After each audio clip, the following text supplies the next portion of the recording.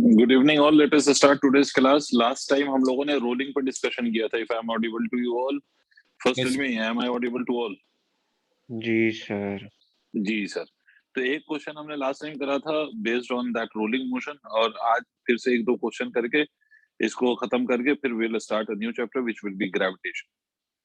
ठीक है, तो चलिए सर बात करते हैं। सर रोलिंग पे नेक्स्ट वैरायटी ऑफ सवाल एक दो और कर लो। देखो सर, इससे पहले कि मैं क्वेश्चन कराऊं, उससे पहले एक बात समझो। रोलिंग में whenever you make some body roll on the surface when there is no force, ठीक है, जब कोई फोर्स नहीं होगा, तो जब कोई फोर्स नहीं होगा तो friction will be there to make the body roll. ठीक है, देखिए कैसे। ये अगर कोई बॉडी है और इस बॉडी को रोल कराने का काम किसका है, तो याद रखना रफ सरफेस अगर है, there can be other forces also, but अगर कोई दूसरा फोर्स नहीं है, only there is roughness between the surface, तो उस केस में आपका जो फ्रिक्शन है that will be responsible for making the body roll on the surface. क्या मतलब हुआ सर? कि देखो, जब इस बॉडी को आप ऐसे घुमाओगे, angular velocity is in the clockwise direction and the translational velocity is in the forward direction.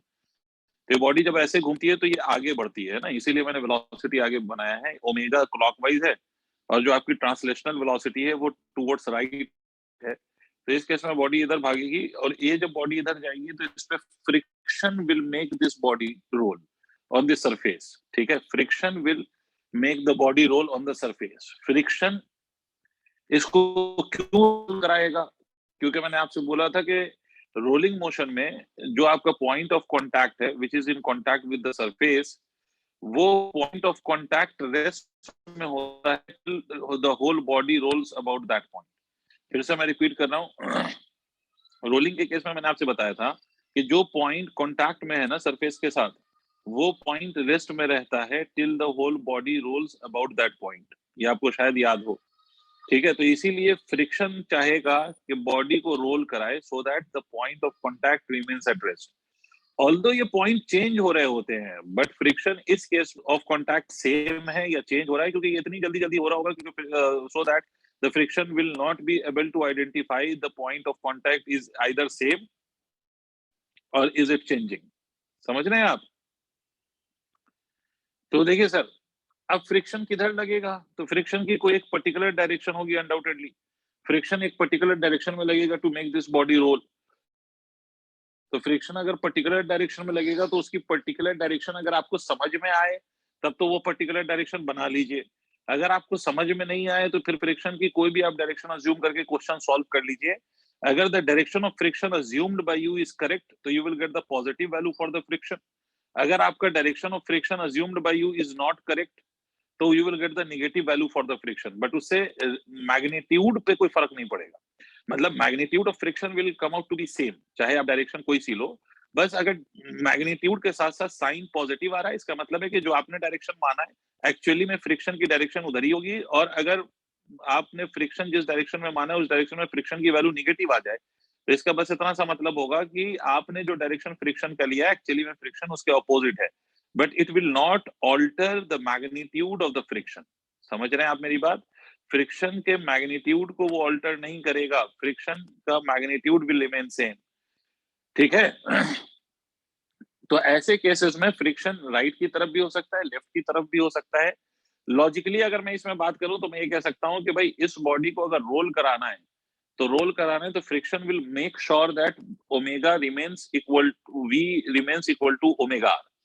भाई फ्रिक्शन को चाहता है इसको रोल कराना, तो friction will make sure that कि v किसके बराबर रहे, v remains exactly equal to omega r। Friction will make sure that v remains equal to omega r। तो भाई फ्रिक्शन v को ओमेगा r के बराबर रखने की कोशिश करेगा। समझ में आ गई बात? यहाँ पर जो फ्रिक्शन लगेगा वो पीछे की तरफ लगेगा, लेकिन अगर कोई बच्चा इसमें फ्रिक्शन आगे की तरफ मान के क्वेश्चन सॉल्व कर ले तो याद रखो कोई फर्क नहीं पड़ेगा, only you will get a negative sign. समझ रहे हो? हाँ, यस एक सर। केस ऐसा है बेटा जिसमें फ्रिक्शन की डायरेक्शन हमेशा फिक्स्ड है, और वो केस पहले समझ लो, उसके बाद मैं क्वेश्चन पे आता हूँ। भाई ये मान लो ये इनक्लाइन सरफेस है, let this angle be theta. ये एक्चुअली में एक बार AI ट्रिपल ई में ये क्वेश्चन भी पूछा गया है जो मैं अभी आपको बता रहा हूँ, ये same as it is AIEEE में पूछा गया था। AIEEE होता था एक एंट्रेंस एग्जाम होता था जिसके थ्रू NIT वगैरह में एडमिशन होते थे, all India engineering entrance exam. अब तो सब कॉमन हो गया ना, सब JEE हो गया, बट पहले IIT वाज इंडिविजुअल बॉडी और AIEEE जो होता था that was the exam for other colleges. ठीक है, जैसे NIT होता है या और भी जो गवर्नमेंट कॉलेजेस हैं उसके लिए। ठीक है, बट अब सब एक कॉमन हो गया है। सब कॉमन क्या हो गया कि सब कॉमन आपका ये हो गया कि साहब अब जो ये एग्जाम होते हैं वो सब JEE के अंडर में होते हैं और उसी से फिर रैंक के बेसिस पे आप डिसाइड करते हो। और फिर जिसको सिर्फ NIT चाहिए वो JEE एडवांस नहीं देता एंड सो ऑन। तो खैर उसमें ये सवाल पूछा गया था, क्वेश्चन क्या था वो सुन लो पहले। आरुषि, ए आरुषि। Yes sir. हाँ, मुझे ये नहीं पता कि आपको ये रोटेशन का शायद आपका छूटा हुआ है, तो इसलिए आपको रोटेशन तो बहुत हद तक कुछ नहीं समझ में आया होगा। लेकिन आज हम लोग एक नया चैप्टर स्टार्ट करेंगे आफ्टर डूइंग 1 और 2 question based on this rolling. वहां से फिर समझने की कोशिश करिएगा, है ना। नया चैप्टर आसान भी है वैसे, ग्रेविटेशन। ठीक है, उसका कुछ आइडिया भी होगा आपको ऑलरेडी, क्योंकि आप लोगों ने ग्रेविटेशन पढ़ा हुआ है पहले भी, क्लास 9th में भी पढ़ा हुआ है, तो वो थोड़ा आपके लिए आसान होगा। तो वहां से फिर से समझने की एकदम कायदे से कोशिश करिएगा, और जहां नहीं समझ में आए please don't hesitate to ask, है ना आरुषि।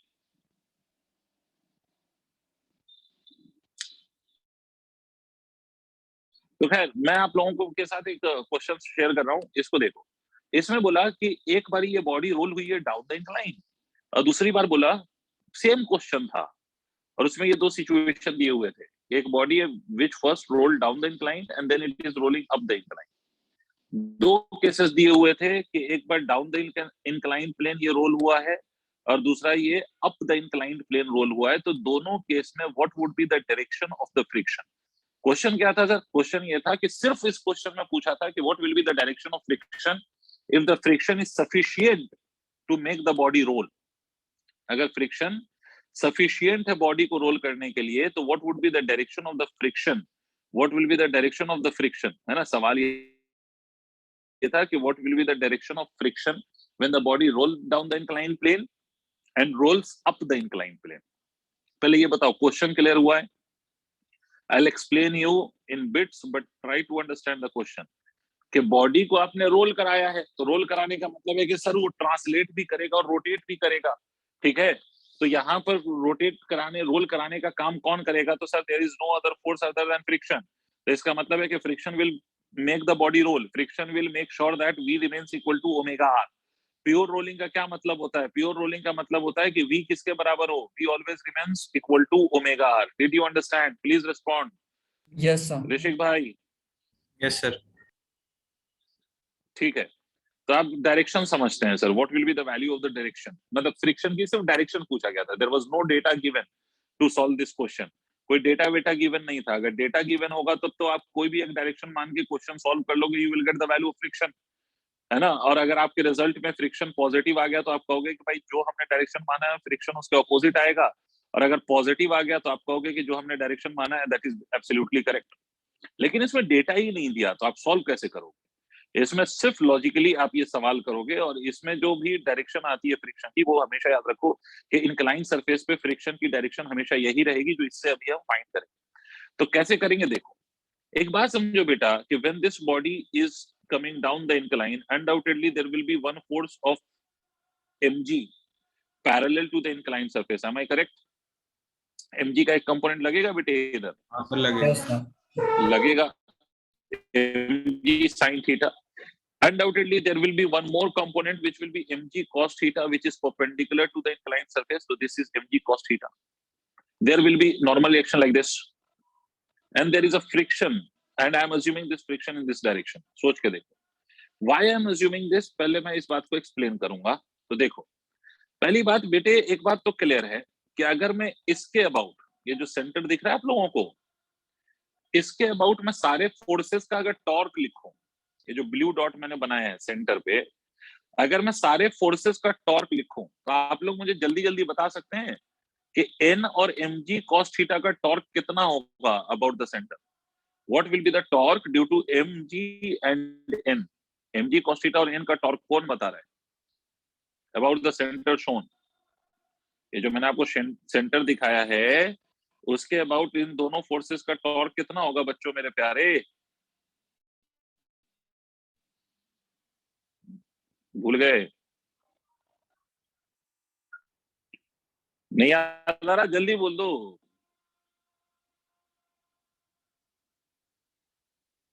नहीं याद आ रहा बेटो?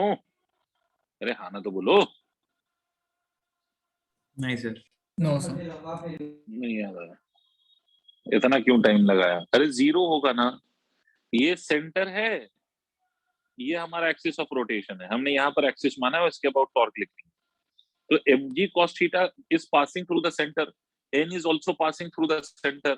आप लोग भूल गए, याद कीजिए, मैंने आपसे बोला था कि if there is a force which passes through the axis of rotation itself, तो उस फोर्स का जो टॉर्क होगा दैट विल बी जीरो। याद आया Yes, sir. Abhishek and Devansh? Yes, sir. ऐसा कोई भी force which passes through the axis of rotation itself, तो उसका जो टॉर्क आएगा that will always be equal to zero बच्चों। तो इसका टॉर्क जीरो होगा ना, mg cos थीटा और n का। ठीक है, mg sin थीटा का टॉर्क कितना होगा? mg sin थीटा का टॉर्क भी जीरो होगा। क्यों? क्योंकि mg sin theta is also at the centre, जहां पर आपने एक्सिस ऑफ रोटेशन लिया है। तुम अगर ध्यान से देखो तो mg sin थीटा वाला फोर्स टॉर्क तो प्रोवाइड नहीं कर रहा, उसका टॉर्क जीरो है, बट mg sin थीटा वाला फोर्स इस बॉडी को आगे मूव जरूर कराएगा। It will accelerate the body down the incline. सोच के देखिए, ये बॉडी के मोशन की डायरेक्शन में, तो it will increase the velocity of the body, अगर आप समझ पा रहे हो तो। भाई याद Yes. करो कि अगर हम ऐसे बना दें इंक्लाइन सरफेस और इस पे ये कोई ब्लॉक हो, तो इसको कौन चलाता है? mg sin थीटा चलाता है या नहीं चलाता है बेटे? Yes, Yes, sir. sir. चलाता है, पक्की बात है। तो Yes, अगर sir. ये mg sin थीटा चलाता है तो इसको एक्सेलरेट mg sin थीटा ही कराता है ना, मतलब mg sin theta is increasing the velocity, but mg sin theta is doing nothing to the omega. भाई mg sin थीटा इसकी वेलोसिटी को तो बढ़ा रहा है, बट ओमेगा को चेंज नहीं कर रहा है, क्योंकि mg sin थीटा का टॉर्क जीरो है। फिर से रिपीट कर रहा हूं, mg sin theta will increase the velocity but it will not change omega. Why will it not change omega? Because the torque due to this mg sin theta is equal to zero, and because the torque due to mg sin theta is zero, तो mg sin theta वाला component सिर्फ velocity को बढ़ा सकता है sir. mg sin theta क्या कर सकता है? सिर्फ वेलोसिटी को बढ़ा सकता है, बट एंगुलर वेलोसिटी को वो इफेक्ट नहीं कर सकता। आई होप आपको इतनी बात समझ में आई होगी। वेलोसिटी को बढ़ा सकता है बट एंगुलर वेलोसिटी को इफेक्ट नहीं कर सकता। समझ गए? अब आप सोचो Yes, sir. कि अगर v बढ़ रहा है और ओमेगा चेंज नहीं हो रहा, तो क्या v ओमेगा r के बराबर हो पाएगा? सोच के देखो, दिमाग पे जोर डालो। v is increasing but omega is not increasing. तो अगर v बढ़े और ओमेगा इंक्रीज ना करे, तो इसके साथ आप लोग मुझे बता सकते हैं कि सिर्फ v बढ़ रहा है, ओमेगा चेंज नहीं हो रहा। तो अगर सर, v ये बढ़ रहा है और ओमेगा चेंज नहीं हो रहा, तो Possible क्या नहीं v है। ओमेगा r के बराबर होगा? पॉसिबल नहीं ही सर। नहीं है ना? No, इसका sir. मतलब प्योर रोलिंग की कंडीशन ही नहीं मिलेगी। और प्योर रोलिंग की कंडीशन नहीं मिलेगी तो फ्रिक्शन को परेशानी है भाई। फ्रिक्शन को या तो प्योर रोलिंग चाहिए, या फिर वो चाहता है कि बॉडी जो कांटेक्ट में वो रेस्ट में रहे, इस दो में से कुछ चाहिए उसको। तो फ्रिक्शन क्या करेगा यहाँ पर? अगर आप देखें तो फ्रिक्शन यहाँ पर एक टॉर्क लगाएगा। सोच के देखो, friction is the only force जिसका इस पॉइंट के अबाउट टॉर्क आएगा, और फ्रिक्शन इस पर टॉर्क लगाएगा। और कैसे टॉर्क लगाएगा? ये इस तरह से टॉर्क लगाएगा सच दैट कि वो ओमेगा को बढ़ा सके, और अपनी डायरेक्शन फ्रिक्शन इस तरह से रखेगा ताकि वो वेलोसिटी को कम कर सके। देखो, आपको सर कैसे पता कि ये फ्रिक्शन ऊपर की तरफ लगेगा? देखो, इसका रीजन है, ये फ्रिक्शन चाहता है वेलोसिटी को डिक्रीज करना और ओमेगा को इंक्रीज करना, so that v can be equal to omega. नहीं समझ में आई बात?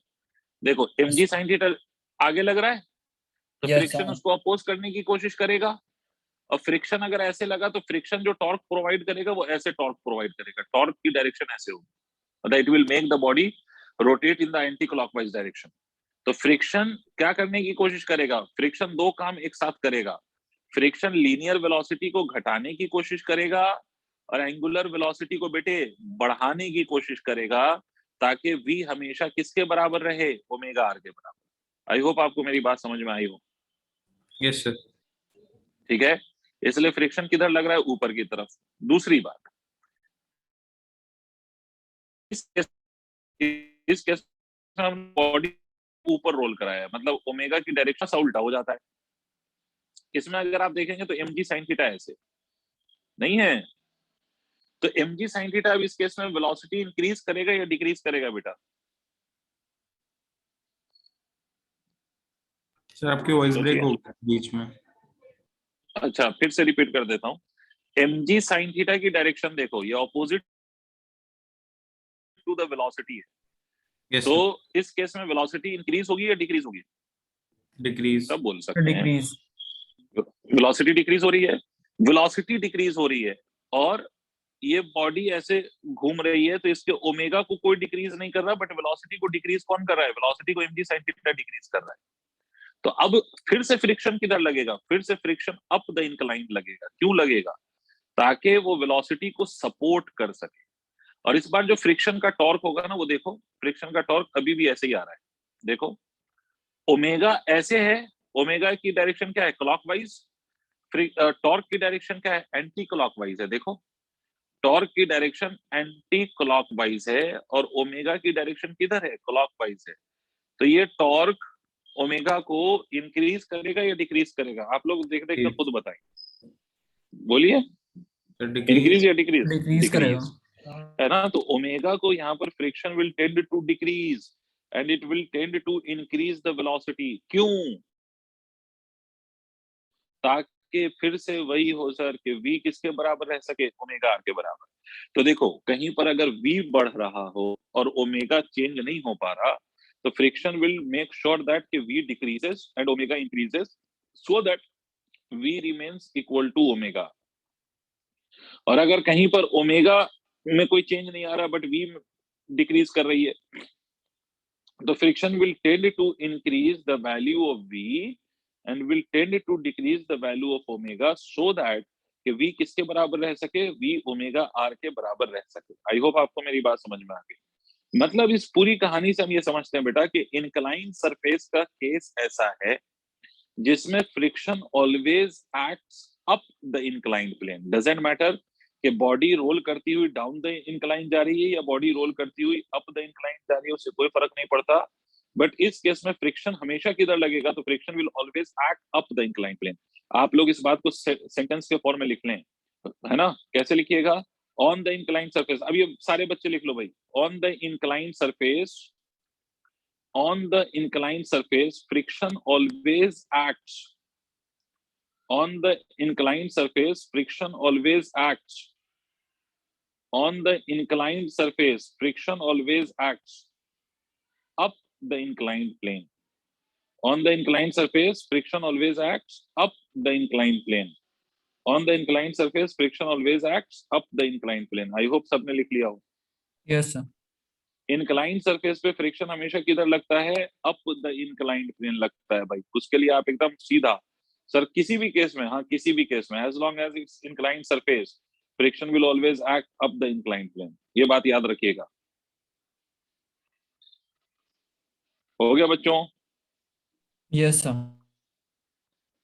चलिए एक क्वेश्चन पे आते हैं।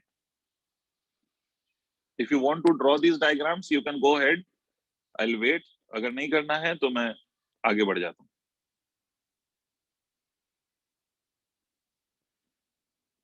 Rishik, do you want to draw these diagrams that is on the screen? Yes sir.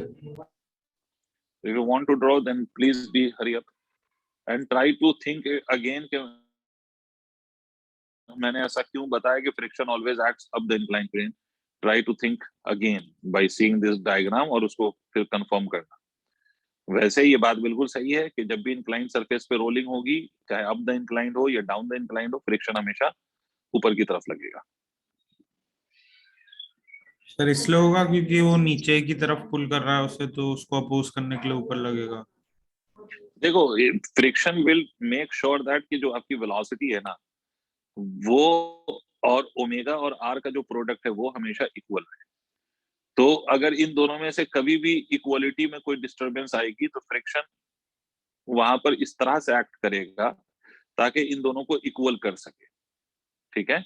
क्या मतलब है? मतलब ये है कि अगर वेलोसिटी डिक्रीज हो रही है और ओमेगा पे कोई चेंज नहीं आ रहा बट वेलोसिटी डिक्रीज हो रही है, तो फ्रिक्शन इस तरह से एक्ट करेगा ताकि वो वेलोसिटी को क्या कर सके, वेलोसिटी को इंक्रीज कर सके और किसको डिक्रीज कर सके, ओमेगा। ओमेगा को डिक्रीज कर सके। Yes, समझ sir. गए? तो friction always makes sure that the body remains in pure rolling, मतलब बॉडी प्योरली रोल कर पाए, है ना? हाँ, अगर कोई और अदर फोर्स है other than friction as well, तो उस केस में फिर friction plus of that force will make sure that कि बॉडी रोल करे। बट अगर if there is only friction तो this will be done by the friction. मतलब जैसे फॉर एग्जांपल अगर हम इस पे बात करें, अपनी जो गाड़ी हम चलाते हैं सड़कों पर, रोड पर, तो उस सड़क पे या रोड पे who makes the wheel role on the surface और ऑन द रोड, तो that is the friction which makes the wheel role on the surface. समझ रहे हो?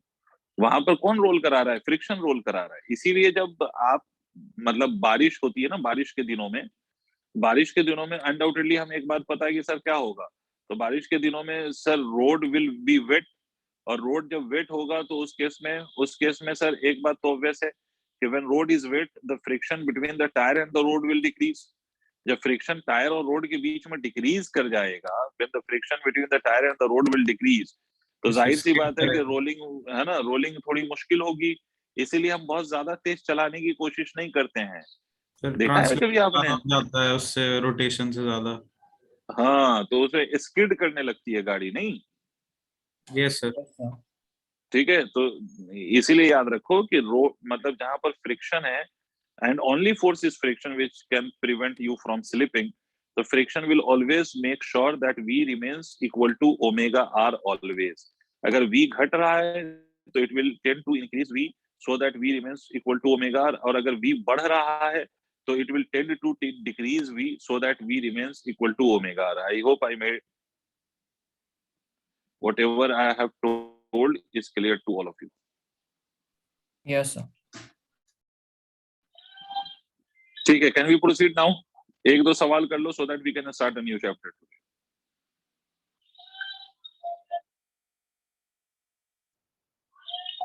Can we? Yes sir. Yes, sir. ठीक है, तो चलिए इस पे एक दो और क्वेश्चन करके निपटाते हैं and we will start a new chapter.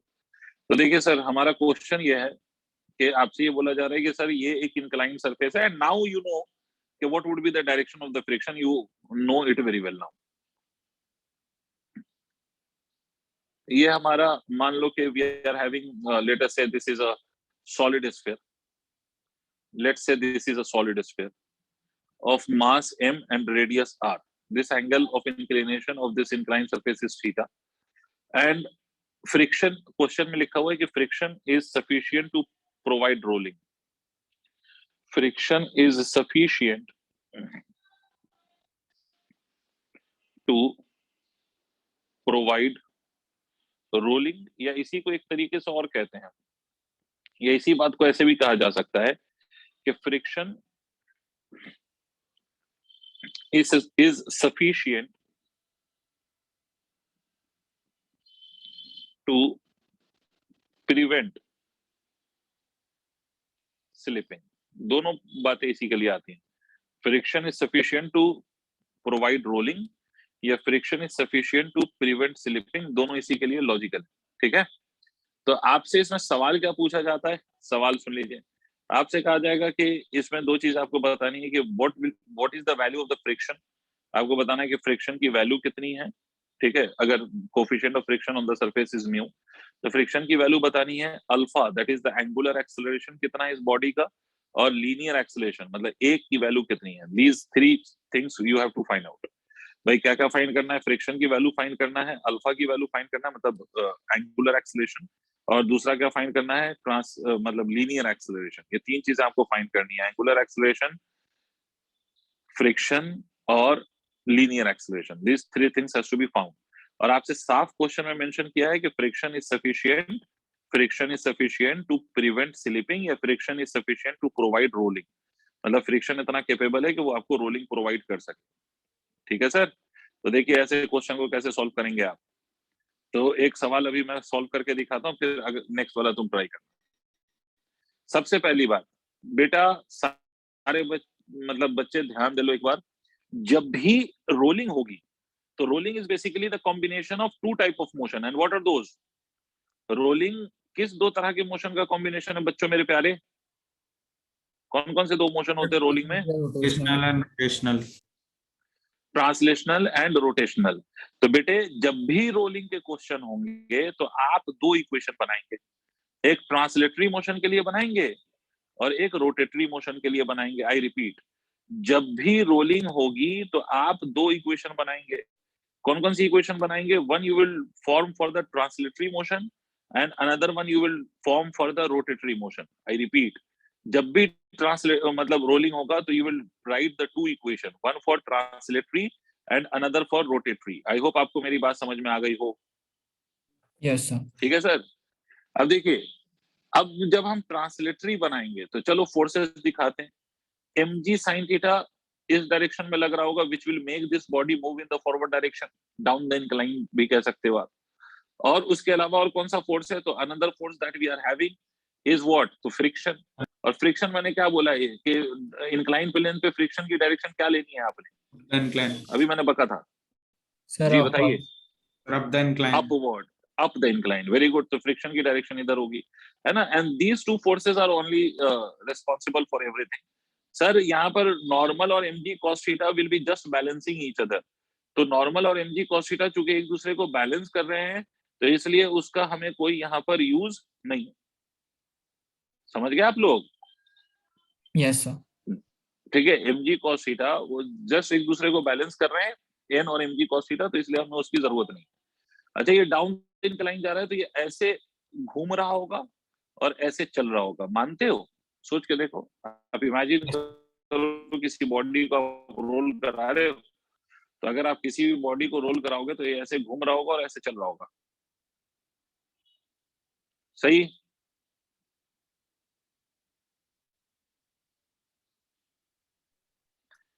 चलिए मुझे बताइए, ट्रांसलेटरी की इक्वेशन लिखेंगे तो क्या लिखेंगे? mg sin theta minus of friction is equal to mass into acceleration. सोचिए पहले, yes sir. Yes sir. Think about it.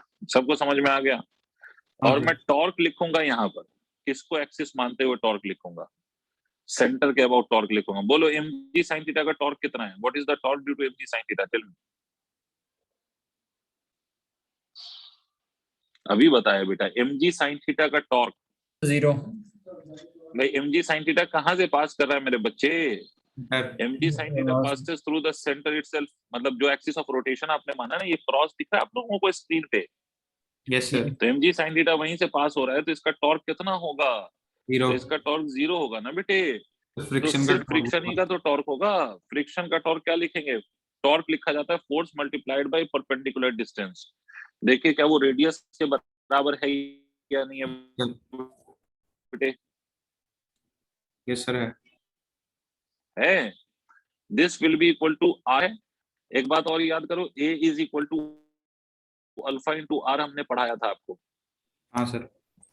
भूलना sir. नहीं प्लीज। ठीक है, तो हम ऐसे भी लिख सकते हैं इसको। देखिए तो F into r, moment of inertia sphere का होता है 2/5 mr², और अल्फा को हम लिख सकते हैं a/r। यहां से अगर आप देखें तो this r and this r cancel out, this r and this r will cancel out. तो F की वैल्यू आएगी 2/5 टाइम्स ऑफ ma। ठीक है, यस F सर। की ये वैल्यू आ गई। अब इसको उठा के यहाँ रखो, 7/5 तो ये आ mm। जाएगा mg sin theta minus of 2/5 ma is equal to ma। m Yes. m m cancel हो जाएगा, तो आप ये कह सकते हो g sin theta is equal to 2/5, उधर लेके चले जाओ तो 7a/5 आ जाएगा। तो Yes. a की वैल्यू कितनी हो गई? 5g sin theta divided by 7। a आ गया हमारा। तो Yes, sir. अल्फा कैसे आएगा बेटा? अल्फा अल्फा को क्या लिख सकते हैं? Divided by a/r R. लिख सकते हैं। तो Yes, sir. अल्फा की वैल्यू कितनी हो जाएगी? 5g sin theta No. 5g sin theta divided by 7r लिख सकते हैं। ये Yes, अल्फा sir. आ गया। Yes, sir. अब ये ए भी पता है हमें, तो फ्रिक्शन की वैल्यू के लिए हम क्या करें? फ्रिक्शन में ए उठा के रख दें, तो ये कितना हो हाँ. जाएगा? 2/5 m मल्टीप्लाइड बाय ए में हम लिख सकते हैं 5g sin theta divided by 7, तो यहाँ से हमें फ्रिक्शन भी आ गया। Yes sir. ठीक है, मैं फिर से रिपीट कर रहा हूँ कि रोलिंग में you will have to form two equations always. One will be the equation for translatory motion and another one will be the equation for the rotatory motion. So you will have always have to form two equations, one for translatory and another one for rotatory. And that is what I have done here. एक और question निपटा लो, उसके बाद फिर we will go to the next chapter.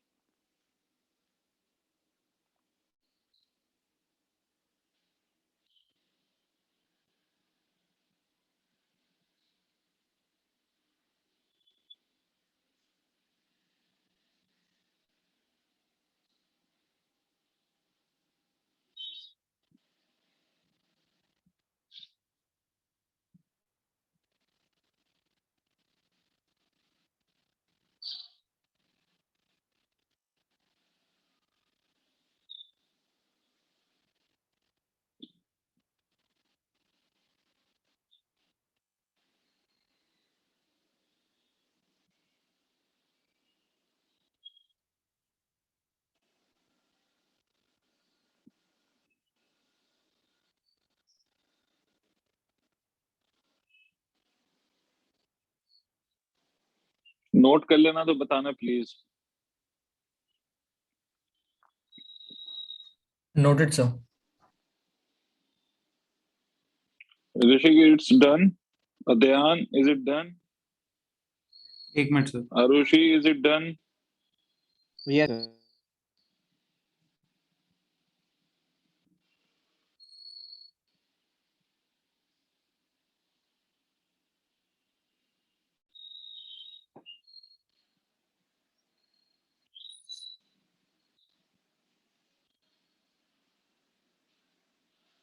Yes sir, done. ठीक है, one more question to end this chapter. The question is this way: have you seen yo-yo? I'm not talking about Honey Singh. Yes sir. Yes, sir. है ना, ये खेलने वाला yo-yo है ना। तो there is always a disc. Let's say this is your disc of mass m and radius r, and this is the string, ठीक है, on which this disc rolls.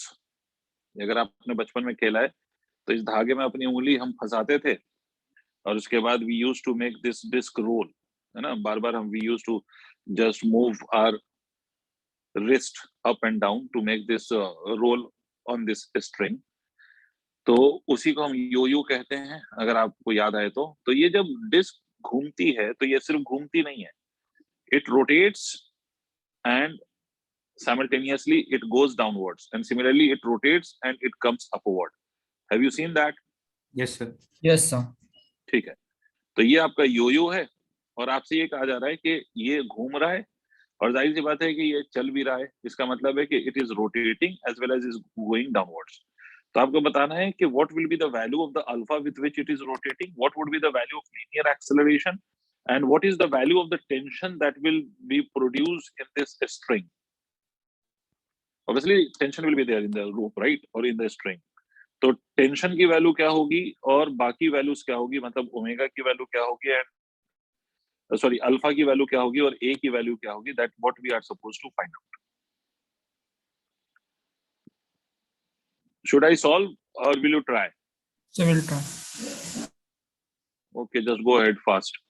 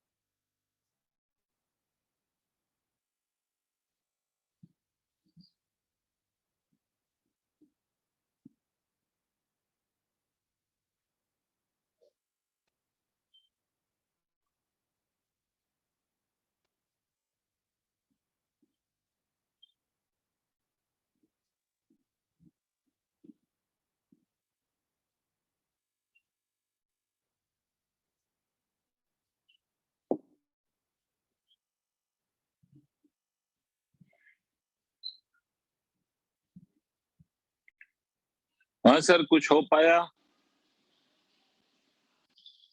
Sir try कर रहे हैं, एक मिनट। ठीक है, I'll repeat के you have to write two equation, one for translatory motion, another for rotatory motion. You have to write two equations, one for translatory and another one for rotatory. And yes, mind you कि here there is no friction here involved. तो यह जो friction का काम जो अभी तक friction कर रहा था, in this case Tension it is being done by the tension. Very good. So tension will play the role of friction in this case. I mean, tension will make sure that body rolls. Sir लेकिन यहाँ पे हम external force कोई नहीं लेंगे ना, mg लेंगे ना सर? mg बस, the only external force here is mg.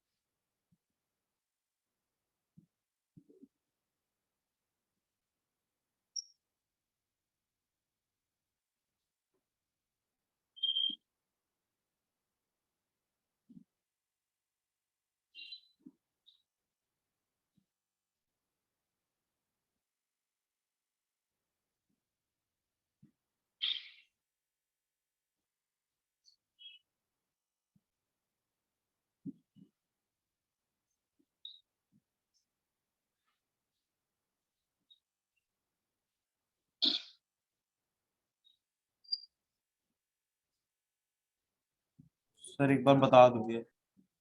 चलो मैं तो बताऊंगा ही। चलिए, अगर आप लोग अपनी मेहनत कर चुके हैं तो let me solve this now for you. भाई पहली बात तो mg will obviously be taken at the centre, क्योंकि मैंने आपसे कहा कि रिजिड बॉडी के केस में जो whole of effect of mg है वो हमेशा सेंटर ऑफ ग्रेविटी पे ही लगती है, तो ये सेंटर पे लगेगा and there will be a tension in this direction, there will be a tension in this direction.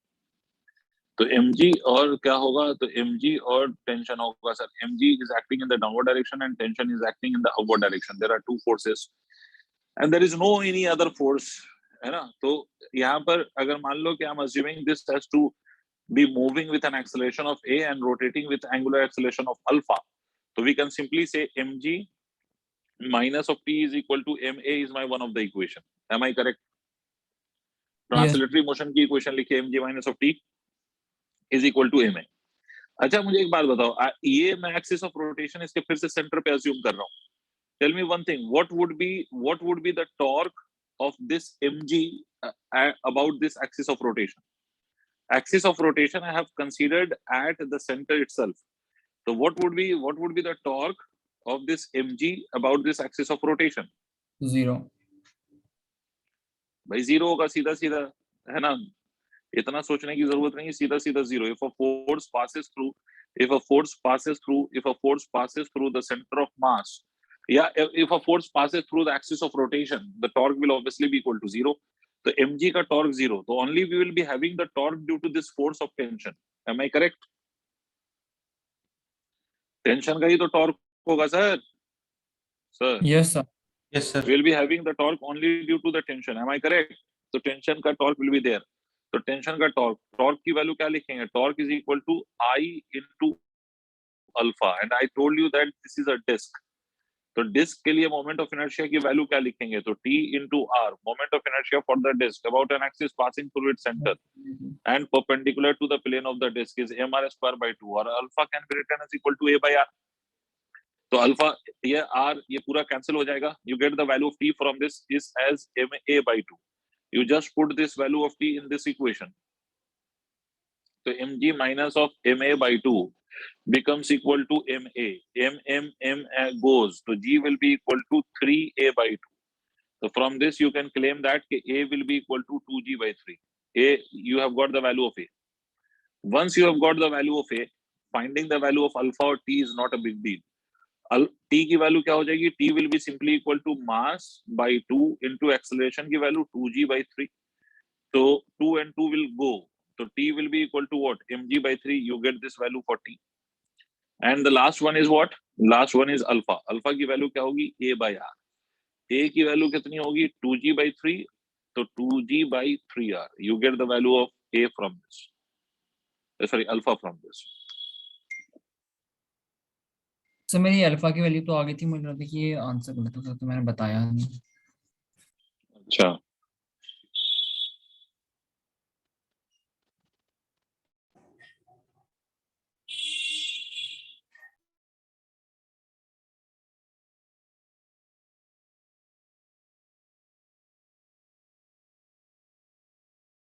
please note it down. If it's done, please tell me fast. Yes sir, done. ठीक है. What happened to us? Sir मेरी calculation mistake हो रही थी. अच्छा,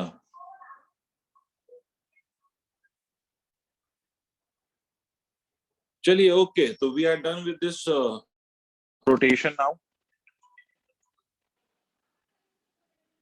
We are done with the whole of this rotation now. ठीक है.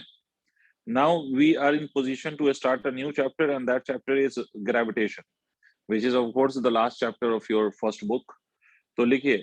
And yes, from now this chapter is the easier one, and this chapter is not so lengthy as that of this chapter of rotation. तो ये तो उतना लेंदी भी नहीं है और थोड़ा इजी भी है, क्योंकि इससे पहले आपने पढ़ा भी. सर शुरू की हिस्ट्री पढ़ाओगे आप? ना शुरू की हिस्ट्री कौन पढ़ाता है? हिस्ट्री इन द सेंस कौन सी हिस्ट्री? सर वो है ना, उसके बारे में, ग्रेविटेशन के बारे में, जो साइंटिस्ट और वो सब. अरे नहीं, you don't have to deal with that history. ठीक है, अब देखिए सीधी सीधी बात. we'll तो simply start this with the gravity, Newton's law of gravitation. ठीक है, पहली बात तो ये कि ग्रेविटेशनल फोर्स होता क्या है, और उसके लिए जो लॉ है which was given by Newton's, तो न्यूटन्स लॉ ऑफ ग्रेविटेशन क्या है उस बात को समझते हैं. तो न्यूटन्स लॉ ऑफ ग्रेविटेशन, यहीं से हम अपना चैप्टर स्टार्ट करेंगे. And we have pretty good idea about what is gravitation और व्हाट इज ग्रेविटेशनल फोर्स. तो सीधी बात है. अब आरुषि यहाँ से समझने की कोशिश करना, and please don't miss out any class. Arushi, can you hear me बेटा?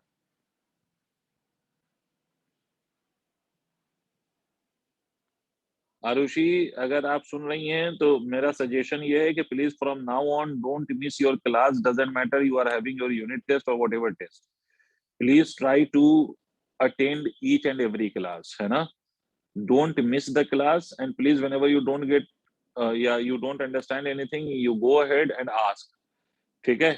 And please do something with your that microphone. If it's not working, or if you don't have any proper arrangement for that microphone, तो please find some arrangement for you, ताकि आप जब मैं बोलूं तो you can respond to me at least. ठीक है? Arushi, are you there? Yes, I can see you, but you are not saying anything. तो प्लीज मेक श्योर कि आप जवाब दिया करें, है ना? प्लीज.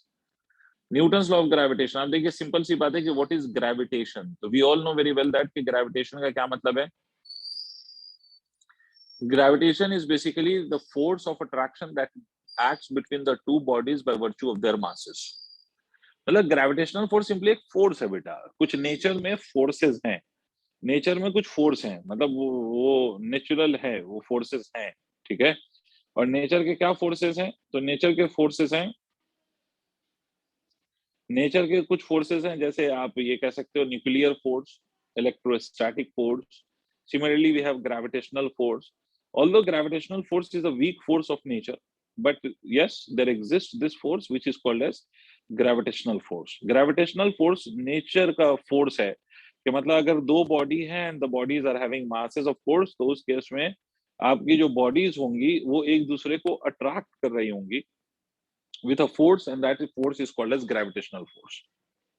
ठीक है, मतलब क्या है सर, ये किसी भी दो बॉडी के बीच में लगती है ना, और इस फोर्स को इस बात से कोई मतलब नहीं है, जैसे मान लो कि अगर ये एक बॉडी है, ये दूसरी बॉडी है, and they are having some masses, इस बॉडी का मास m1 है, इस बॉडी का mass m2 and they have been kept at some distance, at a distance of r, so there will be a force which will be acting between the two bodies and both the body by virtue of this force will be attracting each other, और उस force को हम कौन सा force कहेंगे, तो that force is basically called as gravitational force. उसी force का नाम क्या होता है, तो अनडाउटेडली उस फोर्स का नाम होता है ग्रेविटेशनल फोर्स। और याद रखो, दो बॉडी के बीच में लगने वाला जो ग्रेविटेशनल फोर्स है, that always acts between the two bodies. I mean कि वो दो बॉडी को आप एयर में रख दें, वाटर में रख दें, wherever you place, the gravitational force will always be there between the two bodies. ठीक है, अच्छा, दो बॉडी के बीच में जो ग्रेविटेशनल फोर्स है, it remains unaffected by the presence of any third body between them. क्या मतलब सर, अगर मान लीजिए ये कोई बॉडी है, ये दूसरी बॉडी है, या कोई ऑब्जेक्ट कह लो, बॉडी कह लो, एक ही बात है, इन दोनों के बीच में कुछ फोर्स लग रहा था। If I place some other bodies in between these two bodies, मतलब अगर मैंने एक बॉडी रख दिया m4 मास का, m3 मास का, ऐसे कुछ बॉडी रख दिया, तो इन दोनों के बीच में जो पहले फोर्स लग रहा था, वो फोर्स की वैल्यू अभी भी उतनी ही रहेगी। ऑल्दो ये बात अलग होगी कि m2 पे भी बहुत सारे फोर्सेस लगने लगेंगे, m1 पे भी और दो बॉडी के फोर्सेस लगने लगेंगे, बट m1 और m2 के बीच का जो लगने वाला फोर्स है, that will remain the same when there was no other body present between them. तब जो फोर्स था, अब जब इन दोनों के बीच में हम एनी नंबर ऑफ बॉडीज को हम प्लेस कर दें, अब जो फोर्स होगा that will remain same, it will not change. ठीक है, तो it is not affected by the presence of any other bodies, मतलब दो बॉडी का फोर्स हमेशा बराबर ही रहता है। अब देखिए, Newton was first to give you a law based on this force, and according to the Newton, what Newton says is कि force acting between the two bodies, obviously it will always be attractive. अच्छा, ये force सिर्फ attractive क्यों होगा, क्योंकि मास के दो type नहीं होते हैं, mass is only of one type, right. Mass जो होता है वो सिर्फ, मास का सिर्फ एक ही टाइप होता है ना, मास के दो टाइप्स नहीं होते। जैसे चार्ज होता है, तो charge is of two types, charge is of two type, one is positive, another one is negative, but mass में कोई दूसरा टाइप नहीं है, मास इज ऑलवेज पॉजिटिव।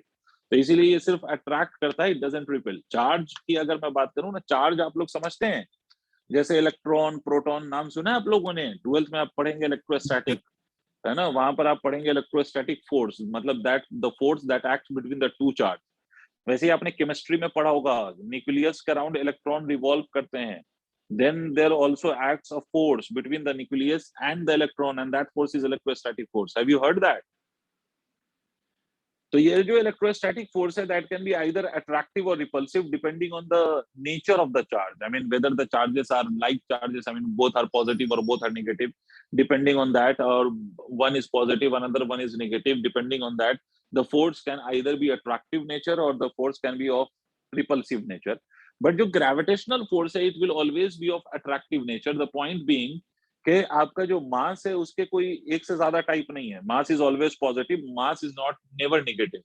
ठीक है, तो इसलिए फोर्स की भी सिर्फ एक ही टाइप है कि इट कैन ओनली अट्रैक्ट, और this force can only be attractive, this force can never be repulsive. तो ये जो फोर्स है, that force will be directly proportional to m1 and m2, that is the product of masses, and the force is inversely proportional to the square of distance between them, that is 1 upon r square कह सकते हो आप। इसीलिए हम इसको inverse square law भी कहते हैं, inverse square law. This law is also called as inverse square law, या कोई भी लॉ इस फॉर्म का जिसमें the force is square law. ऐसा कोई भी केस जिसमें जो आपका फोर्स है वो 1 अपॉन आर स्क्वायर से प्रोपोर्शनल होता है, that is also that is called as inverse square law. जैसे आप क्लास 12th में पढ़ेंगे Coulomb's law of electrostatic force, तो वो भी इनवर्स स्क्वायर लॉ कहा जाता है based on this fact. Anyways, तो चलिए सर आगे बढ़ते हैं। आगे हम बात करें तो force is inversely proportional to the square of the distance between the two bodies. तो इन दोनों को अगर हम कंबाइन कर दें, और तो आपको दिख रहा है प्रोपोर्शनलिटी का साइन है, तो F will be equal to some constant, because if you replace this proportionality sign, तो you will have to put a constant. तो ये G जो है यहाँ पर, ये प्रोपोर्शनलिटी कांस्टेंट है, जिसका अपना एक मतलब है, अभी उस बात पे हम बात करेंगे। m1 m2 divided by r square, this is the simple Newton's law of gravitation, where G is called as G is called as gravitational constant. Gravitational constant. And remember, this gravitational constant has a fixed value. Gravitational constant. And this gravitational constant has a fixed value. Obviously, it's a constant. It will have fixed value. But yes, this value of constant never changes in any of the medium. It will remain the same. देखो, हर constant की ये property नहीं होती. मतलब जैसे अगर मैं कह लूं आपसे रिफ्रैक्टिव इंडेक्स, आपने रिफ्रैक्टिव इंडेक्स का नाम सुना है क्लास 10th में? तो refractive index is also a constant. Refractive index भी कांस्टेंट होता है. रिफ्रैक्टिव इंडेक्स जो कांस्टेंट है वो एक पर्टिकुलर मीडियम में कांस्टेंट तो होता है, but it is not always constant. नहीं समझ में आई बात? जैसे अगर आप एयर में हैं तो रिफ्रैक्टिव इंडेक्स की वैल्यू अलग होगी, अगर आप वाटर में हैं तो रिफ्रैक्टिव इंडेक्स की वैल्यू अलग होगी. नहीं समझ रहे हो? अरे Yes, बोल नहीं sir. रहे हो? हाँ ठीक है, sir. बट ये जो कैपिटल जी है इसकी वैल्यू किसी भी मीडियम में चेंज नहीं होती, तो इसीलिए हम इसको यूनिवर्सल कांस्टेंट भी कहते हैं. जैसे आपने पढ़ा होगा ना केमिस्ट्री में आप लोगों ने पढ़ा होगा गैस Universal कांस्टेंट कहा constant. जाता है केमिस्ट्री में, कैपिटल आर 8.314 जूल पर मोल पर केल्विन. सुना है? Yes, sir. Yes, sir. So that is also universal constant. मतलब उसकी भी वैल्यू फिक्स्ड है, that also doesn't changes. तो ये g की वैल्यू जो है वो यूनिवर्सल कांस्टेंट है. इसकी वैल्यू होती कितनी है? तो इसकी वैल्यू होती है 6 पॉइंट, कितनी होती है इसकी वैल्यू? याद है आप लोगों को? बोलिए. याद नहीं. 6.87 न्यूटन मीटर स्क्वायर पर kilogram square.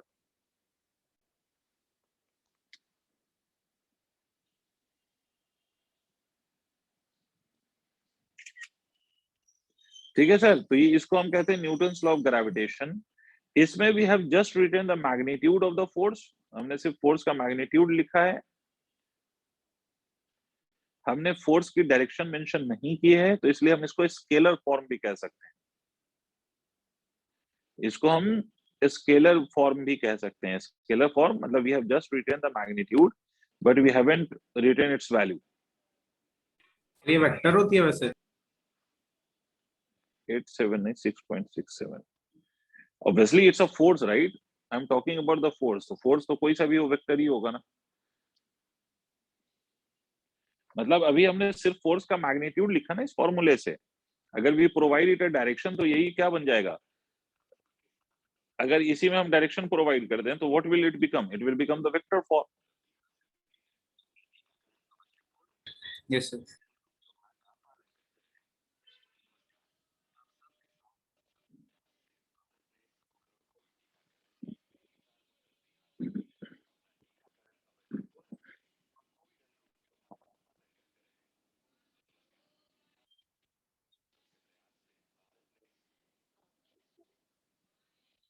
Is it done? लिख लिया इतनी चीजें आप लोगों ने? Yes, sir. ठीक है. अब देखो इसका वेक्टर फॉर्म में ज्यादा घबराने वाली बात नहीं है. मुझे एक बात बताओ कि अगर मैंने कोई मैग्नीट्यूड लिखा है और मुझे उसको वेक्टर फॉर्म में लिखना है, आई रिपीट, अगर मैंने कोई मैग्नीट्यूड लिखा है और उसको उसको उसका वेक्टर फॉर्म लिखना है, तो आप याद करिए कि स्केलर फॉर्म से वेक्टर फॉर्म में हम कैसे चेंज करते हैं? यूनिट वेक्टर से मल्टीप्लाई. यूनिट वेक्टर से. बस इतना ही काम करना है. It's not a very big deal. Just इसको अगर आपसे कोई कहते हैं vector form of Ohm's law, sorry vector form of Coulomb's law, vector form coulomb कौन कौन से लॉ में बोलने लग गया, vector form of Newton's law of gravitation. Newton's law of gravitation तो कोई बड़ी चीज नहीं है. Newton's law of gravitation, gravitation का न्यूटन्स लॉ, मतलब ग्रेविटेशन के न्यूटन्स लॉ का vector form, Newton's law of gravitation, vector form of Newton's law of gravitation. तो कुछ नहीं करना है सर, बस इसको यूनिट वेक्टर से मल्टीप्लाई कर देंगे तो this will become the vector form. क्या मतलब है सर? ये आपका पार्टिकल यहाँ पर, ये वाला पार्टिकल यहाँ पर, इसका मास m1, इसका मास m2. बेटे अगर आप इमेजिन करो कि if you are sitting on m1 and you observe m2, अगर आप m1 पे बैठ के m2 को देख रहे हो तो डोंट यू थिंक कि m1 पे बैठ के आप m2 को जब आप देखेंगे तो m1 पे बैठ के जब आप m2 को देखेंगे तो आपको ऐसा नहीं लगता कि आप जो देखेंगे तो इधर देख रहे होंगे? समझ m1 पे बैठ के m2 को देखेंगे तो आप किधर देखेंगे? राइट की तरफ. तो मैं ये कह सकता हूं this is the position of 2 with respect to 1. Are you getting what I am saying? This is the position Yes, of two sir. With respect to one कह सकता हूँ या नहीं?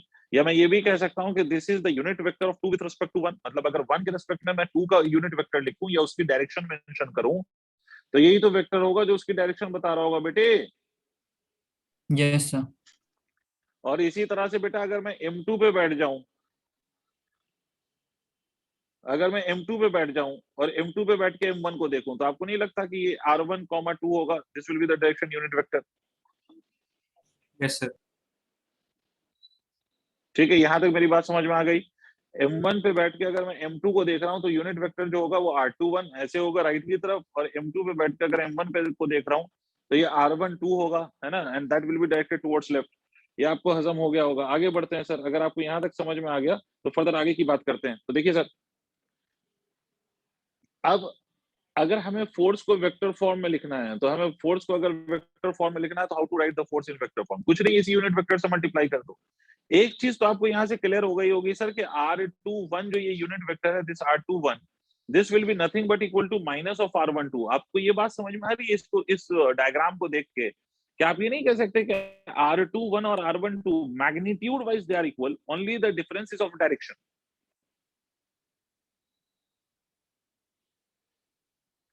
नहीं आ रहा भाई। Yes, sir.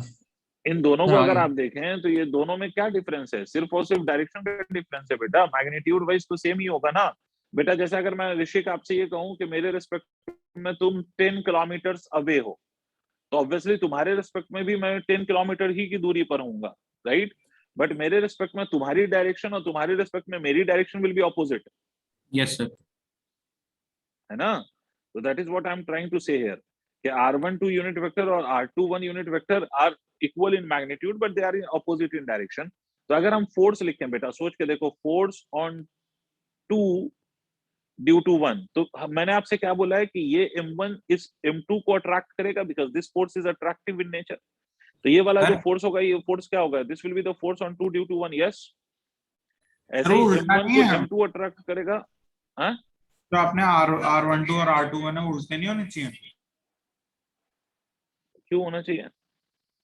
R12 का मतलब ये हुआ position of one with respect to two, जो बाद में लिखा है उसके रिस्पेक्ट में बात हो रही है। नहीं समझे? नहीं सर। अरे भैया, इसमें समझना क्या है? ये R21 लिखा है ना, तो ये 2 की पोजीशन है किसके रिस्पेक्ट में? अरे जैसे वेलोसिटी ऑफ ए बी हाँ लिखते हो, हाँ तो ठीक है इसका सर, क्या समझ मतलब होता है? Velocity of A with respect to B. उसी यस तरह सर। से मतलब जिसको पहले लिख दिया उसकी हम बात कर रहे हैं, किसके रिस्पेक्ट में? जिसको हम बाद में लिख रहे हैं उसके रिस्पेक्ट में। ठीक है, आई होप आपको मेरी बात समझ में आ गई। और ये हाँ सर, अब 2-1, अब देखिए ये फोर्स क्या होगा सर? अट्रैक्टिव होगा, मतलब M1 M2 को अपनी तरफ अट्रैक्ट कर रहा होगा। तो फोर्स ऑफ 2 मतलब फोर्स ऑन 2 ड्यू टू 1 की जो डायरेक्शन है, force of on 2 due to 1 की जो डायरेक्शन है वो ऐसे ही तो आएगी। इसी तरह से फोर्स ऑन 1 ड्यू टू 2 की जो डायरेक्शन है वो ऐसे ही तो आएगी सर, यस सर। क्योंकि M1 will be attracted towards M2 and M2 will be attracted towards M1। तो F21 की वैल्यू अगर हम लिखें तो कैसे लिखेंगे? F21 की वैल्यू, F21 की वैल्यू हम लिखेंगे तो कैसे लिखेंगे? तो F21 की वैल्यू हम ऐसे ही तो लिखेंगे, G M1 M2 divided bye, अच्छा बेटे ये R21 R12 दोनों एक दूसरे के बराबर हैं, तो इसको अगर मैं जनरली ऐसे कह दूं, R कह दूं इन दोनों के मैग्नीट्यूड की वैल्यू, R21 का जो ये मैग्नीट्यूड है और R12 का जो ये मैग्नीट्यूड है, इन दोनों को मैं बराबर R के बराबर कह दूं, तो इसमें कोई दिक्कत आप लोगों को? No, sir.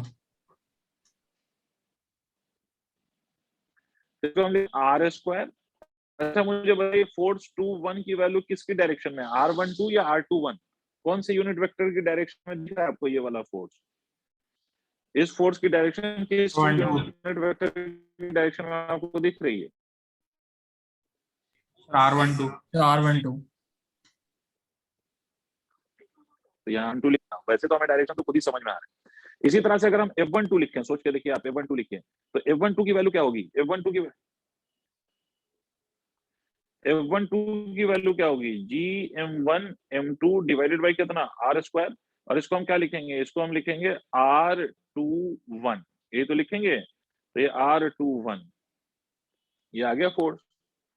तो अगर हम इन दोनों फोर्सेस को ऑब्जर्व करें बेटे, तो हम ये कह सकते हैं like the unit vector, can we claim that कि F21 is equal and opposite to F12? देखो यस सर। क्या हम इससे ये क्लेम कर सकते हैं? The only difference is of R12 and R21, और R12 और R21 में क्या रिलेशन है? तो दोनों इक्वल हैं, तो रिलेशन है।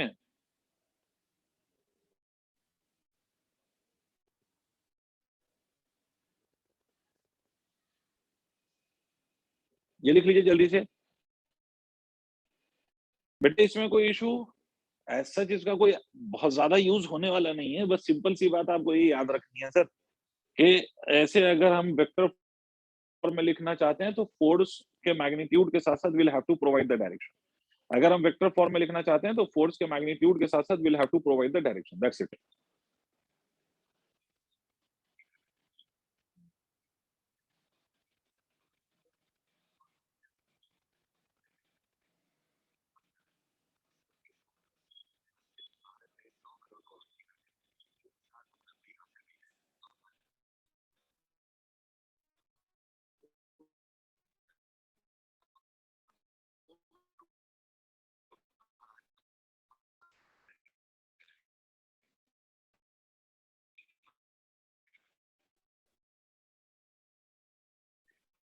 हो गया sir note.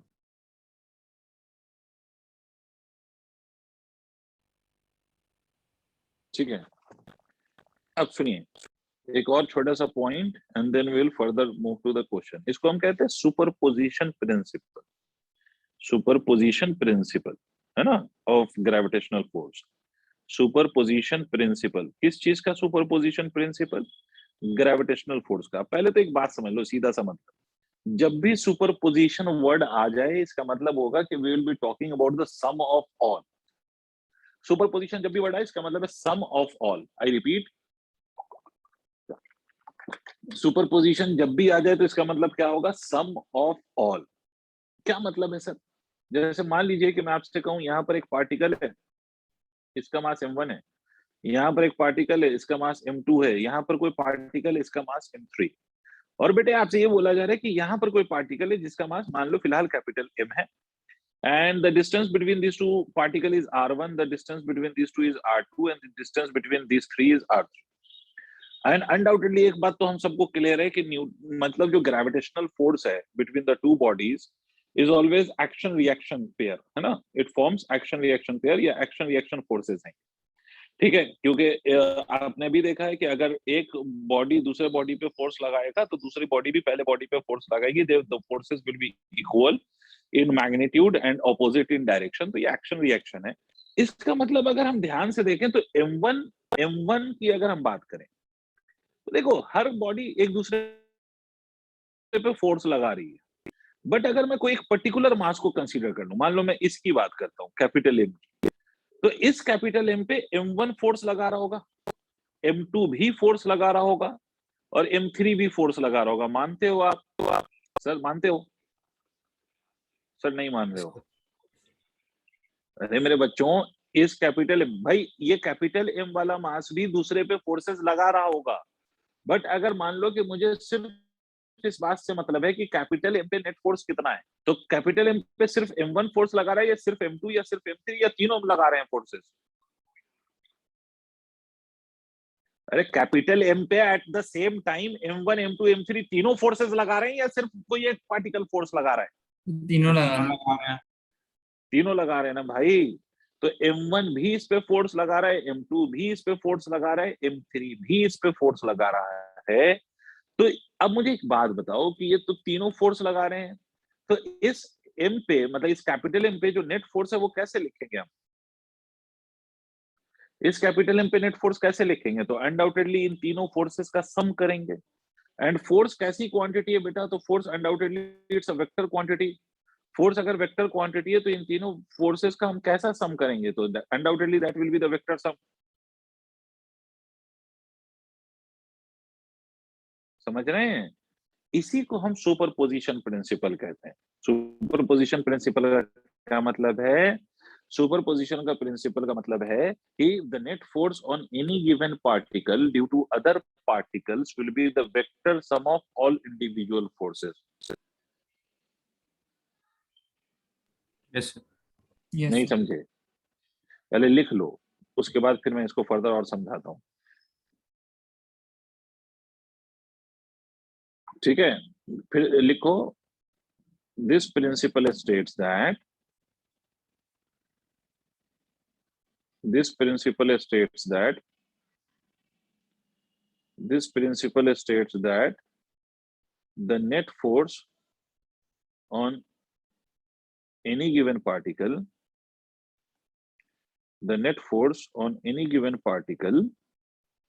due to other particles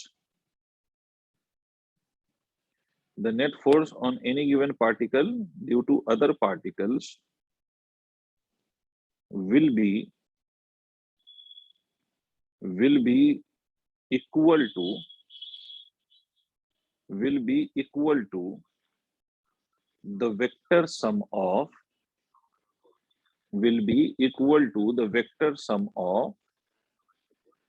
be equal to the vector sum of forces due to all the particles will be equal to the vector sum of forces due to all other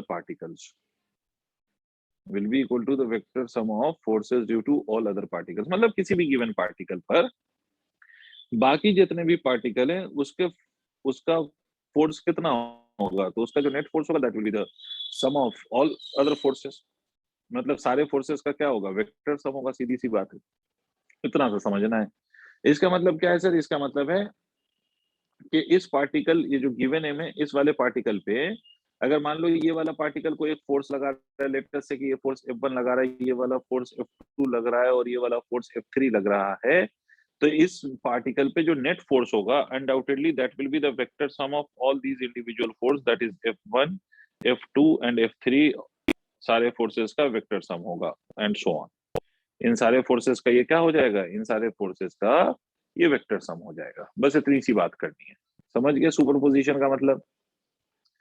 मतलब दो से ज्यादा particle हो जाए तो only the Newton's law of gravitation will not be helpful, along with the Newton's law you will have to use the mathematical concept of superposition.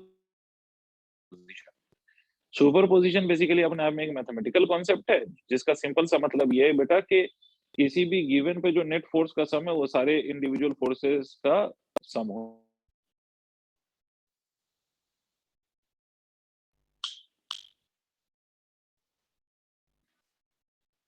ठीक है बेटा, आगे बढ़ जाएं।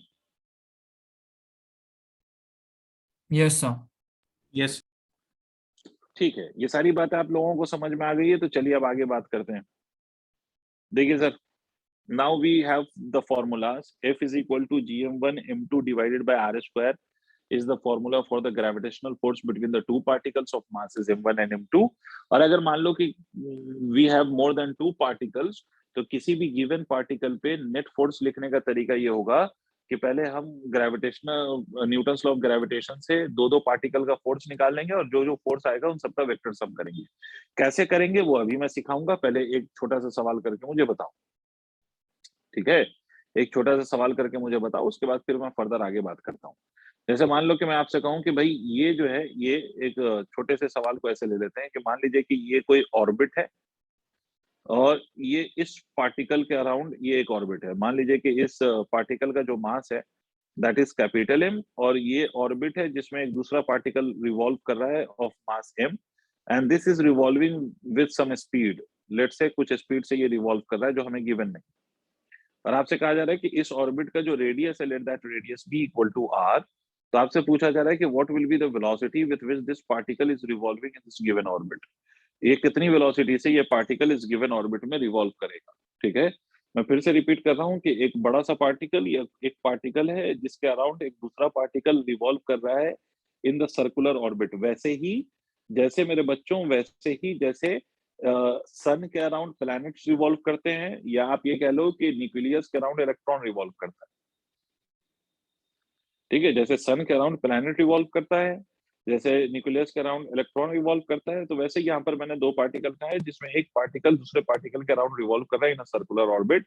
तो आपको बताना है कि with what velocity this would be revolving. समझ गए यहाँ तक क्वेश्चन? Yes sir. अब मेरी बात समझें आप लोग, अगर आप लोग समझ रहे हैं तो। अच्छा मुझे एक बात बताओ कि इस पार्टिकल का मतलब स्मॉल एम वाला जो पार्टिकल है, स्मॉल एम वाला पार्टिकल, स्मॉल एम वाले पार्टिकल का, स्मॉल एम वाले पार्टिकल का जो मोशन है वो मोशन कैसा मोशन है? इज इट लीनियर और is it circular? Circular. Small m वाले पार्टिकल का मोशन सर्कुलर मोशन है या नहीं है? यस सर भाई है। सबको समझ में आ रहा होगा सर्कुलर मोशन है। यस एक सर। बात और याद करिए कि हम लोगों ने पढ़ा था कि whenever something goes on a circular path, I mean जब भी किसी भी बॉडी का मोशन सर्कुलर मोशन होगा तो towards the centre there always need a force which is called a centripetal force. Centre की तरफ हमेशा एक फोर्स लगता है ना बेटा, वो फोर्स कौन सा फोर्स होता है? तो that force is centripetal force, है ना। और सेंट्रीपिटल फोर्स की वैल्यू क्या होती है? तो सेंट्रीपिटल फोर्स की वैल्यू होती है mv²/r। और मैंने आपसे ये भी बताया था कि centripetal force is provided by some other force, है ना। डिफरेंट डिफरेंट केसेस देखे थे हमने, अगर आप लोगों को सर्कुलर मोशन याद हो। चलो मैं पूछ लेता हूं आपसे, which force provide you the necessary centripetal force on road? Sir friction. Road पे कौन सा फोर्स? Obviously frictional force. वैसे ही मुझे बताओ कि if the planet revolves around the sun in circular orbit, ऐसा अज्यूम कर लो कि ऑर्बिट अगर सर्कुलर है and planet revolves around the sun, तो which force is responsible for providing the necessary centripetal force to the planet? Sir gravitation. बिल्कुल सही। वैसे ही यहाँ पर जो फोर्स होगा वो इन दोनों के बीच में, तो कौन सा फोर्स होगा? That will obviously be a gravitational force, है ना। तो इन दोनों के बीच का जो फोर्स है वो ग्रेविटेशनल फोर्स है, and that gravitational force will be responsible for providing the centripetal force. तो इन दोनों के बीच का ग्रेविटेशनल फोर्स क्या होगा? तो इन दोनों के बीच का ग्रेविटेशनल फोर्स होगा GMM divided by r²। This will be equal to mv²/r। ठीक है, mv²/r। बस इतना ही तो करना है बेटा। ये जो ग्रेविटेशनल फोर्स दोनों पार्टिकल के बीच में लग रहा है, that will obviously be providing you the necessary centripetal force. Clear है? तो यस यहाँ सर। से आप सीधी सी बात है, m से m कैंसिल कर दीजिए, एक r से एक r को कैंसिल कर दीजिए, तो v² कितना हो गया? तो v² is equal to gm/r हो गया। तो v की वैल्यू कितनी हो जाएगी? v की वैल्यू हो जाएगी √gm/r। आई होप आपको मेरी बात समझ में आई। यस सर आगे।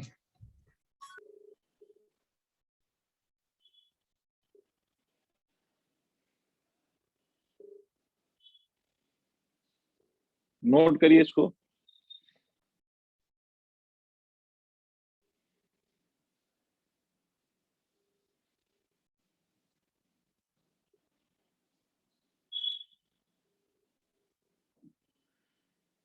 सर तो जो सैटेलाइट के लिए हम फॉर्मूला यूज करते हैं वो सेम ही होता है? हाँ ऐसा ही होता है, वो भी ऐसा ही आता है। वो ओके सर। अर्थ के ऊपर h हाइट पे ऑर्बिट होती है तो वहां r+h आ जाता है, वो ऐसा ही कुछ आता है। अगर उसमें h को नेग्लेक्ट कर दोगे तो फॉर्मूला यही एग्जैक्ट हो जाएगा √gm/r।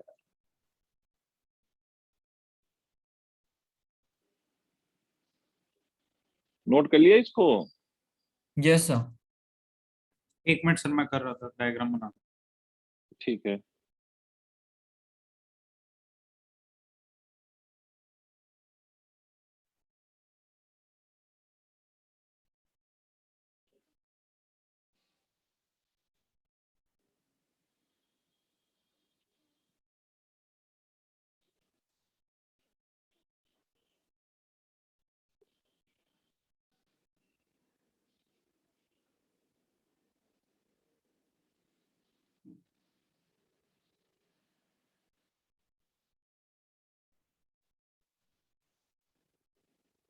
हो गया सर। हो गया बेटा। एक दूसरा क्वेश्चन लिखो इसी पैटर्न का, लिखिए जो मैं लिखवा रहा हूं। Two particles of mass, two particles of mass, फिर से वही लिख लीजिएगा, small m and capital M. Two particles of mass small m and capital M revolves around one another. Two particles of mass of a small m and capital M revolves around one another, revolves around one another, revolves around one another on circular path with common center. Revolves around one another on the circular path. बस इतना लिख लो. Revolves around one another on the circular path. ठीक है. Yes, sir. Find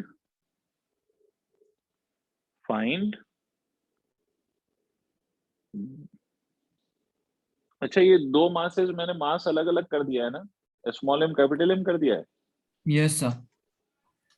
नहीं, small M capital M मत करिए, दोनों के मासेस को सेम ले लीजिए. 2 particle of masses small m each, ऐसा कर लीजिए.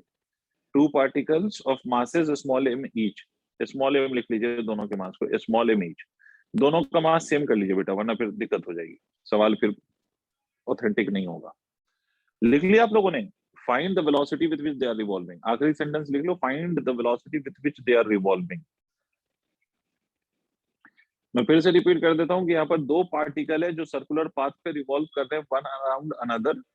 ठीक है, तो आपको से पूछा जा रहा है कि with what velocity they will be revolving, ये पूछा जा रहा है आपसे. Did you understand the question? Yes, sir. अब यहाँ पर मेरी बात सुनिए, यहाँ पर जो ये पार्टिकल है, इसमें बच्चों को ऐसा लगता है कि one of the particle is at the centre. ये नहीं है इसका मतलब, बिकॉज आपसे क्वेश्चन में कह रहा है कि both the particles are revolving around one another. ये सवाल में ये नहीं बोला गया कि out of the 2 particle one is at the centre and another is revolving around that. भाई आप मेरी बात समझिए, इसमें बच्चों को जब हम ये सवाल कराते हैं या देते हैं तो उनको कंफ्यूजन ये आती है कि दे consider one of the particle at the centre. Sir याद रखो कि one of the particle is not at the centre. Question के अगर स्टेटमेंट को आप बहुत बेहतरीन तरीके से पढ़ो तो आपको ये समझ में आएगा कि both the particles are revolving around one another. तो अगर दोनों एक दूसरे के अबाउट रिवॉल्व कर रहे हैं, दोनों ही रिवॉल्व कर रहे हैं वन अनदर, मतलब क्या बोला है कि दोनों एक दूसरे के अबाउट रिवॉल्व कर रहे हैं, तो इसका मतलब है कि none of them can be at rest.